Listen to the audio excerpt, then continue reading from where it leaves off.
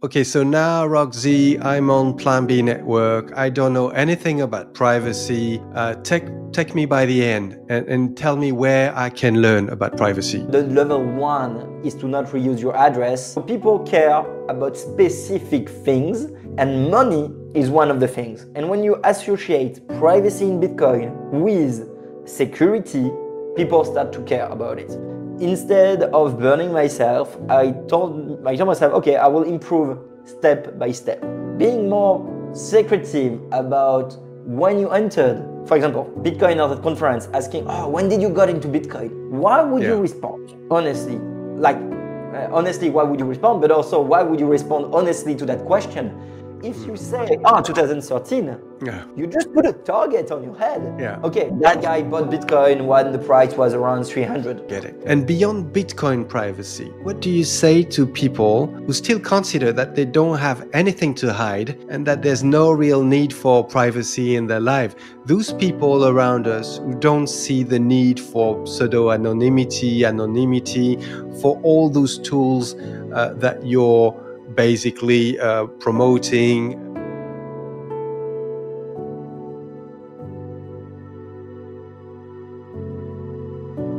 Hey Rogzy, how are things going? Hey Jacques, nice to have you again. Everything good, Plan B network is going fine. 2025 is starting on a really high rhythm and happy to be here. Yeah, it's fairly crazy. I mean, the other day we had a fantastic conversation around privacy, as part of the Bitcoin roundtable on this subject. And the speakers, they made it crystal clear that preserving spaces of privacy is absolutely fundamental. A, for individuals to remain creative, and B, for society to allow for the divergence needs to constantly reinvent itself. So the overall idea really is that we simply cannot flourish without privacy. And the good thing is that promoting those privacy enhancing technologies and habits is really at the very top of your agenda, Plan B network, right? Can you tell us how important is this topic of privacy at Plan B network? It's really important, to be honest. And actually, when we moved into Plan B network from Découvre Bitcoin, when we did the transition, I was kind of scared that the new associates, as you know, Tether and Fogger, would slow me down on privacy. But on the contrary, they were really eager to help us on that path, never blocked us, because we all share as a collective the idea of censorship resistance, giving back freedom, and privacy is fundamental within that. So quickly, in 2024, we created more than, I think, 20 tutorials on privacy, doing advanced tutorial on what used to be Samwise and Wasabi, CoinJoin, explaining how it works, the heuristic used by chain analysis, explaining tools on how to regain privacy. And in addition to doing all those tutorials based on Bitcoin, we also produced quite a lot of tutorials on generic security and privacy for your day-to-day IT life, how to use better software, how to not use a centralized cloud, etc., etc. So for sure, we tried to do quite a good amount of content on privacy, which then not only turned to be tutorials, but also courses. So now we have BTC 204, Privacy on Bitcoin. We'll go in depth into the theory of the Bitcoin privacy, how the broker of data analysis of Bitcoin use your data, the data from the blockchain to analyze you. How they can track what you did, how they can sell that data or provide that data to the government, how the exchanges can also comply, what is the good practices to get more privacy from, well, CoinJoin is one thing, but from good management of UTXO, understanding the heuristics, picking the right type of addresses to use, etc., etc. So we really created a lot, in my opinion, of content on privacy. There's always more we can do, and we are pushing to get more. And in 2025, we will have more privacy courses. But in general, to answer the question, it's pretty high. It's also high because we have very passionate Bitcoiners among the team that cares about privacy. So often in Plan B, we built and we release the content that comes the more naturally to us, because we believe that Bitcoiners are the most suited to create Bitcoin content. And so very often when we do our data discussion or which content should be produced next, which courses should be produced next, privacy is pretty high on the list. And sadly, I'm the one that have to say, okay, we will do more privacy later because we need to do lightning and we need to do economics and we need to do mining and other topics. But we have a lot of privacy in the backlog. One of them would be advanced Bitcoin management. And so by that, I mean basically a complete guide on how to use Bitcoin as a Bitcoiner maximalist. So basically going from cold card to seed plates, timestamping, to connecting to your node, to co-join, to having your Lightning node connecting to your Zeus, to create an inherence plans, and having like a very proper setup of Bitcoin usage focused on privacy. That's interesting because you've developed all this work, and indeed, I recall visiting the platform and checking those courses, which are Bitcoin related, but not only. You learn about privacy and security on the internet as well. You've developed all this content in a context in 2024 where the attack on privacy has been fairly huge, right? We've had Samurai developers arrested, and Wasabi, they've stopped operating in the United States, right? Plus there was this Tornado Cash. This was probably 2024. I can't recall the exact date. But despite... I understand the question. It's not really related. Well, it is in a way related. So basically, we wanted to get more privacy content. So we hired Loic at the beginning of Plan B Network because he's one of the best educators, in my opinion, out there. And we told him, okay, your first mission is to really push privacy because we wanted to have that. And we did. And basically, when we finished that first version of all the tutorials, the Samurai arrestation happened. And so we were, we just did that for nothing. And then we got Wasabi stopping their services. And at that point, it clicked to me that it was like, no, we didn't do that for nothing. We did that because it mattered. And the fact they arrested those guys proved that we did the right thing because they are arrested because the government is scared of what they built. So we kept the tutorial on, we adapted the disclaimer, even though the tutorial is not really up to date. But I think it's important that it's here for future generation to know that it existed, learn from it, and we are readapting the tutorials to suit the new fork of Samurai that exists. And the same way, basically, we saw that our practical exercise and tutorial were not up to date due to the arrestation. We said, okay, let's double down on privacy because it matters. And so we did the courses on theory. So now we have the courses on theory that will always remain kind of up to date, except with silence payment that is evolving. And then we have the practical use case, which have been updated to the stop of Samurai and Wasabi. But so it's both. Like we didn't plan, and we were quite shocked, to be honest, by that. However, it pushed us to say, okay, we will not stop. We are based in Switzerland. We are based in El Salvador. We have the right to privacy, we have the duty to share that content, and we want Plan B Network to be fully resistant because we believe it's important that that content is accessible.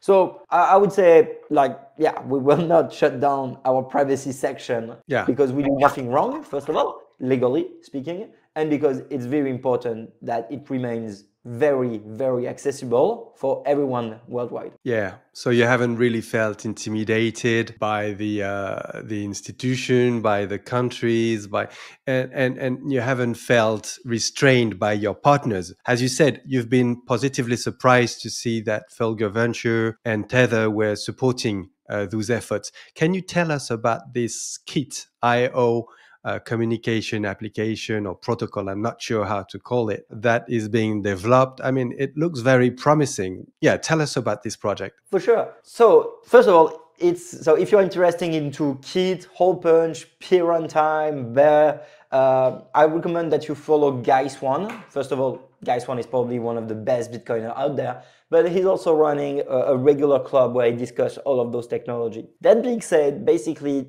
Tether has been very involved in trying to break down censorship. And so to do that, they've developed for many years what is called the Hole Punch protocol. It's a new way of communication. And what they did is that they took basically torrent, so uTorrent, and tried to analyze it and try to go back to the roots of what torrent is and update it to today's technology. And that, in a nutshell, is Peer Runtime, which is an open source library to build decentralized applications that are censorship resistant. Peer Runtime, which is kind of the new name of Open, or it's kind of how we know it now, also have Bear that is also helping to build those type of applications. Out of that protocol, one of the first application that came out is Kit, which is a peer-to-peer chat room. So it's a peer-to-peer communication protocol. And you can think it as a Telegram, Signal, Messenger, Simple X for that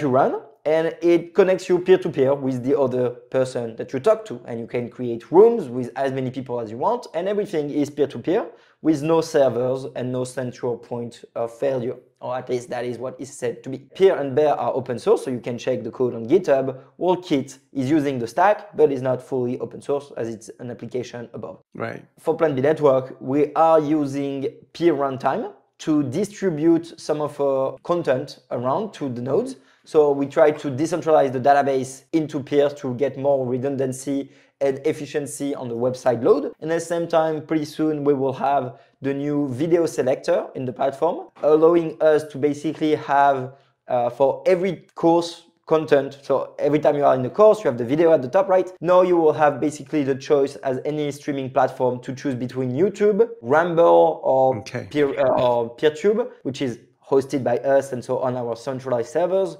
or Peer, which would be basically at that point peer-to-peer streaming of the video. So if tomorrow we shut down YouTube, we still have our servers, but if our servers were to be shut down, basically the platform would continue to exist because the video would be streamed peer-to-peer between all of the users of the platform in a very efficient way. So in a nutshell, Peer Runtime allows the creation of peer-to-peer application ranging from communication with, for example, Kit, to video streamings, to servers management, to website, to distribution of files, to basically anything you want. Our Paolo, the CEO of Tether, is really bullish about peer because he believes that peer-to-peer communication is the way to reduce costs into the broadcasting of information, because it makes no sense to go all the way to planet, like to the top of the atmospheres, and to go down to talk when we're literally, I don't know, 3 blocks away, or even just face to face. And so he believes that this is the future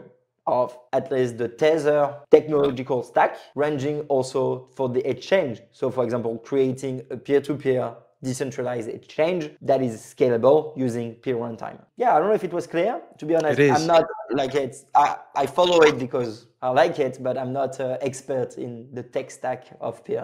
Are you planning to use Kit.io internally within your organization in the coming future? Yeah, actually, we've started. So for the day-to-day operation of the platform of the team, we use something else more similar to a stack. Let's say it's Mattermost, which is open source. When it comes to communication with the students, now we are starting Plan B Labs, which are basically weekly seminars by mentors on specific topics, like office hour, open hour for students to ask questions to mentors. Okay. It's actually Fanis Michalakis, one of the authors of our Lightning courses, that is starting to bootstrap that. And so the discussion between all of the students will be on Kit. And the same way we do a Kit room to talk about Lightning research paper discussion, we want to do the same on privacy, to get like a privacy labs within our students community. And that will be using Kit. Now, when it comes to having the internal communication of the platform, so for example, teacher to students, students to students during a classroom using Kit, I'm not sure we will use Kit because our website is running on the web. Well, Kit cannot use servers, so there's limitation technically. But I think what we will do is use Peer Runtime to rebuild a chat within the platform. So it's not going to be Kit, but it's going to be an internal chat because we don't need Telegram within the platform, right? We just need a chat between the teacher and the students. So it's a different use case. Like we are not aiming to have a global multi-million communication network, right? We just want teachers and students to talk with each other. So I think we will use Peer Runtime to build up the chat within the platform, but it's not going to be Kit. So Kit is going to be here,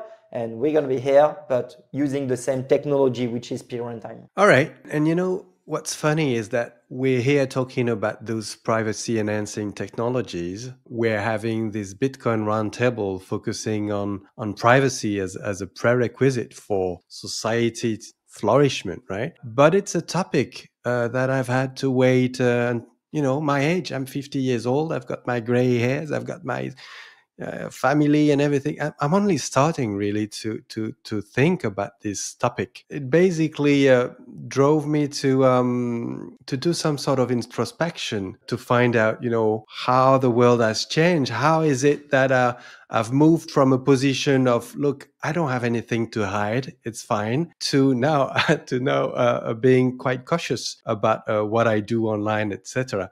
Do you remember when and how you started making this connection between privacy and freedom, creativity and prosperity for society? Can you share that sort of journey with us? Sure.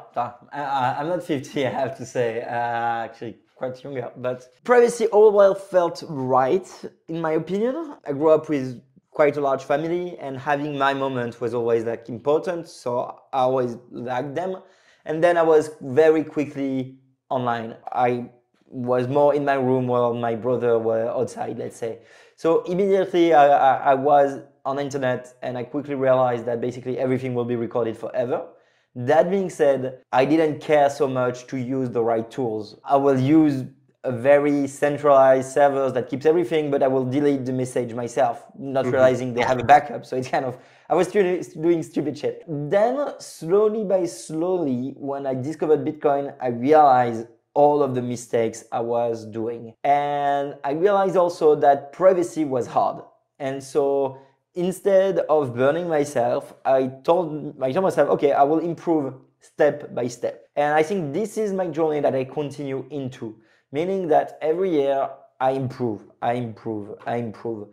Immediately when I discovered Bitcoin, I set up, for example, a password manager. I never had that before. Yeah. So I waited to have, 20 something years old to realize that, oh my God, that exists. And then I discovered 2FA, and I was like, okay, 2FA is really cool. I know it's not privacy, it's security, but still. Yeah. And then I realized, like, damn, like my email is shit. And then I was like, okay. And then I was, damn, my servers are shit. And then I was like, okay, I'm not going to use Facebook anymore. And so I cleaned that. And then I was like, okay, I need to back up that. And so basically every year I improve. And now it's the chat. And then it's a process. And now I'm on Graphene OS. And so the more I improve on privacy, the more easy it is. And I often say it's a journey, and it goes with like steps. So I improve quite a lot, and then I stagnate to make sure that I'm good with the tools I'm using, and then I improve again.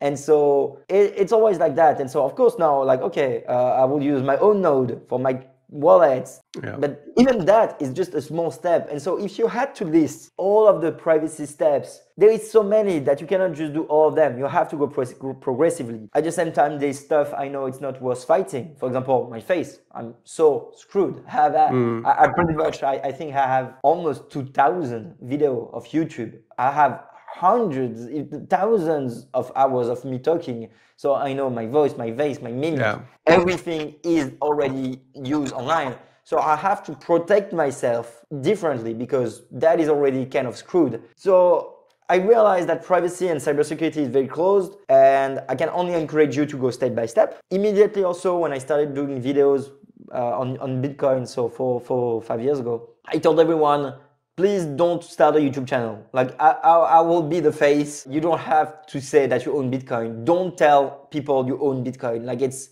a bad practice. I know it's hard, but don't say it because it will be the first and most important privacy step. You will either go one direction or another. And I know it's hard, but you should not talk about Bitcoin around you because it immediately targets you. How do you reconcile this warning and recommendation that you're making? Just don't talk about Bitcoin with what we know is happening is education, Bitcoin, real Bitcoin self-custodial Bitcoin adoption is largely mainly happening through meetups and people talking to each other, right? So how do you reconcile them both? I know it's really tricky, but I do think it's still important that people understand that once they talk about Bitcoin, they are targeted at Bitcoin. No, they're talking and talking, explaining to be like, oh yeah, actually, I did study a bit about Bitcoin and it's quite interesting. I follow Plan B Network or Découvre Bitcoin. That sentence doesn't do a lot compared to as opposed to bragging. Yeah, proactive. Oh yeah, no, I have those exchange, I do that. And also talking to everyone for any concept. Being more secretive about when you entered, for example, Bitcoin at the conference, asking, oh, when did you got into Bitcoin? Why would you respond? Honestly, honestly, why would you respond? But also, why would you respond honestly to that question?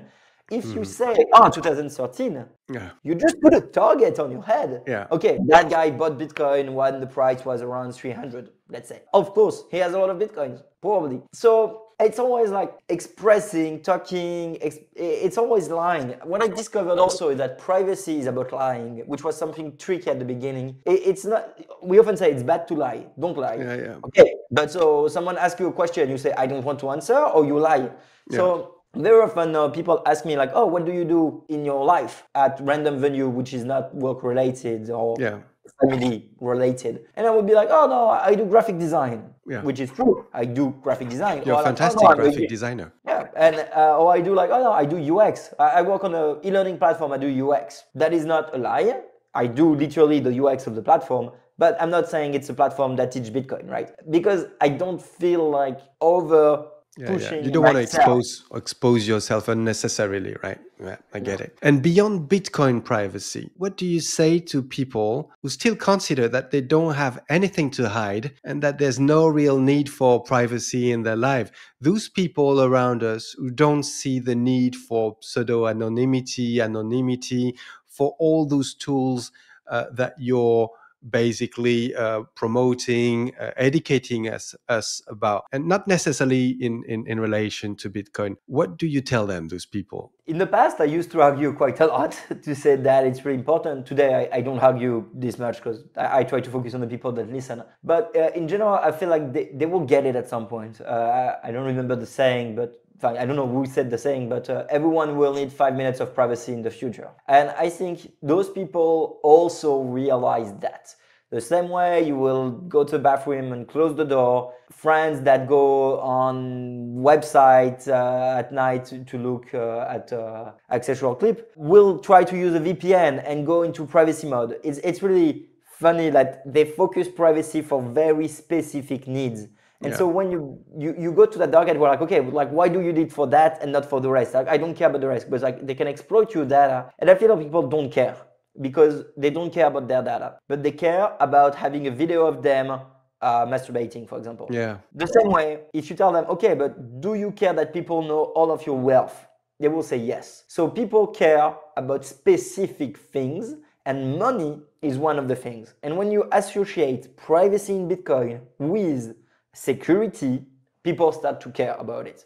So for a Bitcoiner, it's easy because immediately they think, oh, fuck, okay, I need to protect my money myself because I'm my own bank, so I need privacy. For someone that is not into Bitcoin and doesn't care about privacy, I agree, it's way harder, and they will always go for the, but we need to know everything to catch the bad guys, which is a slippery road, because if you want to know everything to catch the bad guys, you will more often than not catch the bad guys, but you will know everything about everything, and that's a pretty good dystopia. Shall we take a look at the platform and see specific content that we can suggest for those who want to discover ways to improve their privacy? Yeah, let me share my screen. Okay, so now, Rogzy, I'm on Plan B Network. I don't know anything about privacy. Take me by the end and tell me where I can learn about privacy, Bitcoin or not Bitcoin related. For sure. So as always, for Plan B, it depends the type, how you want to learn. But if you go on tutorial, we literally have a section called privacy. And so if you click on it, you will have more than 20 tutorials, either privacy on-chain or analysis. So you can always go in depth on those topics. Right. analysis. And if you want the more stream forward course, if you go on courses. So just a second. So privacy, those tutorials here by on-chain, what do you mean? Do you mean those are tools that can help improve my privacy when I'm doing on-chain transactions? Exactly, they are related to wallets. So it's everything that is connected directly into your use case of Bitcoin. So for example, CoinJoin with Samurai, Sparrow, Drainbot, labeling UTXO, PayJoin. So it's really the more hand-to-hand practical tutorials, while analysis will be tools to analyze your privacy footprint. So you could, for example, auto attack yourself or use that tool to attack someone else. So if someone provides you with information, you could use those various tools to figure out some data and information. And so it can be served to demonstrate, do workshop, or auto-evaluate your own privacy footprint. Right. But those tutorials, and correct me if I'm wrong, but those are not directed to a beginner's audience. It's fairly advanced, isn't it? Yeah, absolutely. Well, privacy, most of them are not. You have multiple layers, as I mentioned, as a journey. The first layer will be literally just to not reuse your address. And we teach that in BTC 101. Okay, so that's Bitcoin here. Yeah, for beginners, Bitcoin 101, or how to get your first Bitcoin, we will just basically, within those classes, explain that the level 1 is to not reuse your address, and probably also use a specific account to get an exchange account. So you separate your day-to-day email with your other one. If you are really a beginner, maybe if you go to security as a topic. Right, okay. You will have, and if you scroll down, because now you've selected both, you will have basically... Just a second, you can select 2 keywords here. So security, okay, fine. Okay, update your online security will be really like a beginner class that will teach you the good practices of IT, from using a VPN, doing proper backup, using Firefox, the right browser, understanding how the cookie works, etc., etc. So that will be really like the basics of privacy if you don't care about Bitcoin, because it's more like generic use of a computer. Okay. Then Bitcoin 102, if you click on Bitcoin 102, getting your first Bitcoin will help you set up your first wallet and your first exchange, right? Right. So there we will basically teach you the best practice.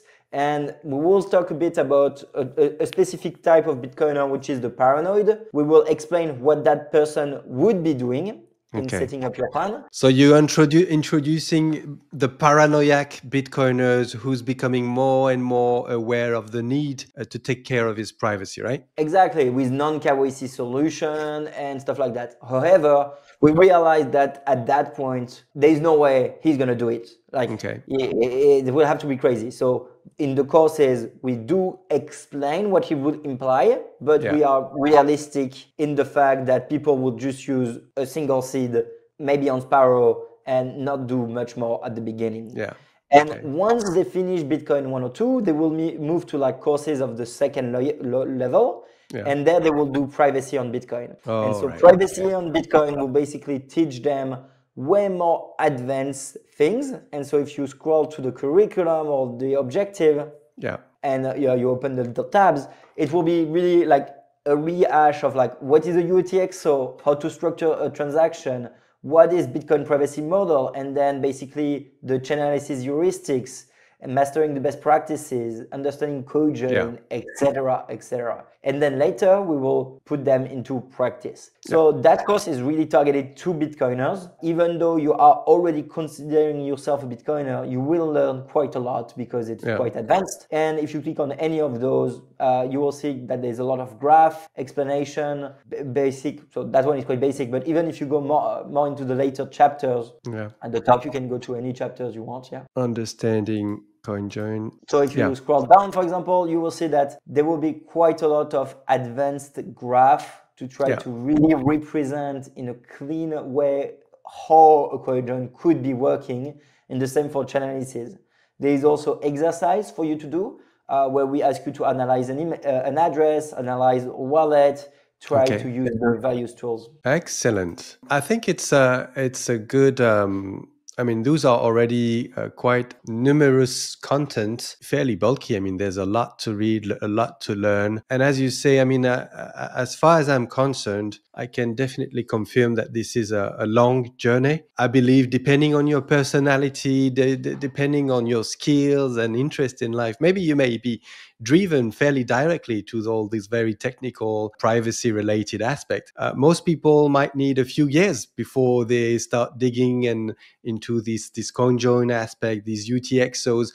I hope UTXOs is going to come more and more early in the learning people do. But the good thing is that the way you've organized your courses is progressive, and there's always the possibility to dig deeper in those aspects that you find interesting. Any other issue, point you want to raise in relation to privacy before we conclude, Rogzy? No, as you said, it's a long journey. Just start one step per step. I think the first step should be to use Proton-Mail instead of whatever you have, and then do a password manager, change browser, and then slowly by slowly change where you talk to your friends and family, and improve. Use a VPN, and you go up and up and up on the journey. It's a long way. The user VPN thing is probably the next thing I need to focus on, because I've got this NordVPN thing, which is fine, but it looks like there are perhaps maybe just one or two VPN that are really secure. You can use eVPN. eVPN, you don't need an account. You can pay in Lightning for 1 day, 1 week, 1 month, 1 year.